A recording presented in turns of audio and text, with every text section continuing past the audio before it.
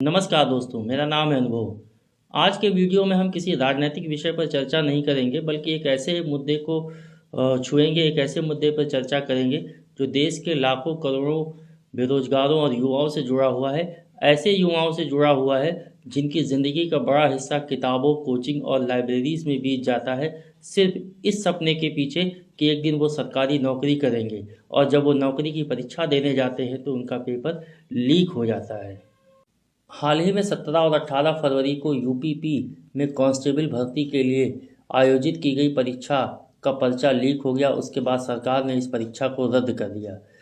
Uttar Pradesh police में 60,000 पदों के लिए कांस्टेबल भर्ती के लिए आवेदन मांगे गए थे, जिसके सापेक्ष लगभग 50 लाख अभ्यर्थियों ने आवेदन किए गए थे। 17 और 18 फरवरी को इस पद के लिए परीक्षा आयोजित करवाई गई। 2 पालियों में परीक्षा आयोजित हुई।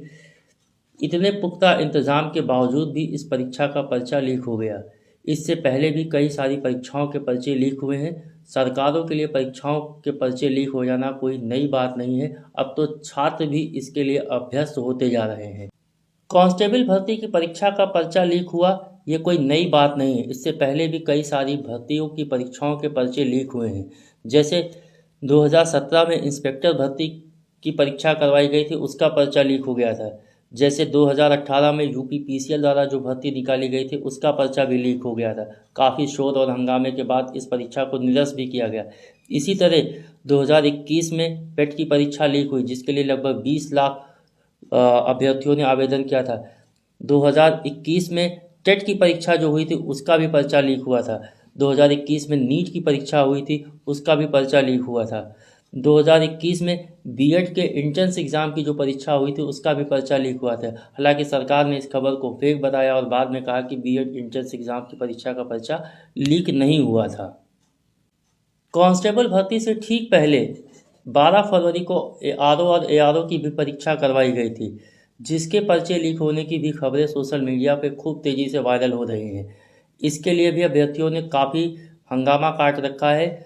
उत्तर प्रदेश लोक सेवा आयोग को उत्तर प्रदेश लीग सेवा आयोग तक अभ्यर्थियों ने ठहरा दिया है, लेकिन अभी तक सरकार ने इस परीक्षा को लेकर के कोई फैसला नहीं लिया है। सरकार की तरफ से इसको लेकर के कोई बयान नहीं आया है। परीक्षाओं के पर्चे लीक होना कोई नई बात नहीं है और ये किसी एक प्रदेश की कहानी नहीं है। दैनिक भास्कर द्वारा प्रकाशित एक रिपोर्ट के अनुसार पिछले 5 वर्षों में लगभग 16 राज्यों में पर्चे लीक होने की अब तक 48 घटनाएं हुई हैं, जिसमें 1.2 लाख लगभग 1,20,000 सरकारी नौकरियों की परीक्षाएं थी जिनके पर्चे लीक हुए हैं, और इससे लगभग 1.5 करोड़ लोग, 1.5 करोड़ छात्र प्रभावित हुए हैं। जब भी पेपर लीक होता है तो विपक्ष के नेता भी सरकार पर हमलावर हो जाते हैं। कांस्टेबल भर्ती का पर्चा लीक होने के बाद उत्तर प्रदेश के पूर्व मुख्यमंत्री अखिलेश यादव ने कहा, सरकार की नीयत साफ नहीं है। परीक्षा रद्द करने के बाद अखिलेश यादव ने कहा कि सरकार ने परीक्षा रद्द करके अपनी नाकामी को स्वीकार कर लिया है। इसी मामले पर राहुल गांधी ने कहा कि सरकार जानबूझकर पर्चे लीक करवाती है। सरकार संस्थाओं को निजी हाथों में देना चाहती है, प्राइवेट सेक्टर में देना चाहती है। कांस्टेबल भर्ती में पर्चे लीक के बाद प्रियंका गांधी का भी बयान आया। प्रियंका गांधी ने कहा कि चांद और मंगल पर जाने वाले देश में एक फुल प्रूफ परीक्षा तक नहीं करवाई जा सकती है। तैयारी करने वाले लाखों करोड़ों छात्रों के सामने परीक्षा लीक होना ही एक बड़ी समस्या नहीं है। पहले तो संस्थाओं में खाली पड़े पदों को भरने के लिए सरकार भर्तियां ही नहीं निकालती है, और जब भर्तियां निकाल भी देती है तो उनकी परीक्षाएं नहीं करवाती है, और जब परीक्षाएं होती हैं तो उनके पर्चे लीक हो जाते हैं। सालों तक मेहनत करने के बाद जो समय बर्बाद हो जाता है छात्रों का, उसकी भरपाई कौन करेगा।